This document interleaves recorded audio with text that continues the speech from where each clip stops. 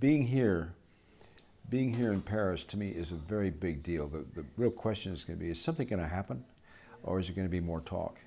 Because we've had years and years of talk, but now it's time for action, and it has to happen fast because the meter's ticking. That's how I see it.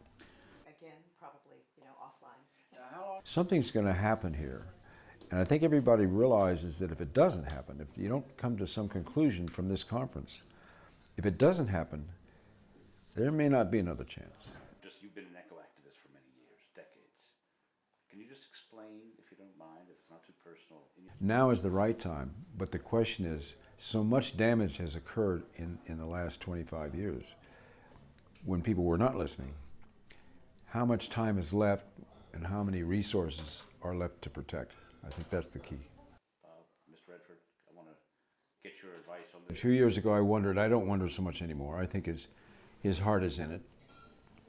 I think it's a question of what his opposition is. He's up against tremendous odds because you're dealing with people who are so committed to living in the past. They don't adhere to climate change. They deny. They're the deniers. And usually the deniers are people who are afraid of change. And since I think change is inevitable, it's going to happen whether you like it or not. If you try to hang on to not changing, you're going to be left behind.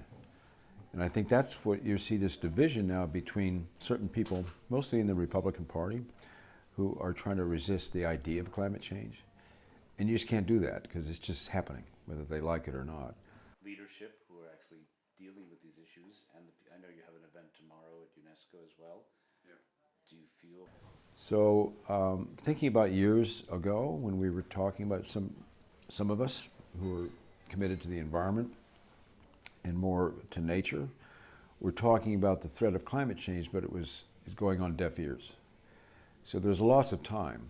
But now what's happening is that the tide is moving in that direction.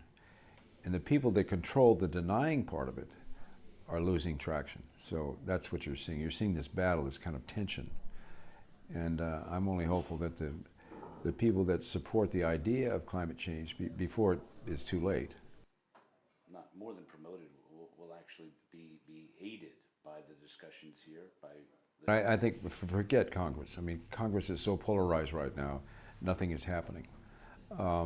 It's where all the deniers are and so forth. So you're wasting your time to depend on Congress because I think it has to go outside the political system. So that's why I was very encouraged by Pope Francis coming. Because for me, he was a game changer because he has tremendous following, obviously. And he came and he put climate change on the first part of his agenda when he hit the United States. And what he did was, which I thought was fabulous, he said, this is above politics. This is not, this is moral.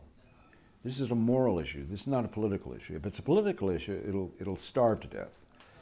This is a moral issue. And when he said that, I thought, thank God he's put it in the right frame, because it is.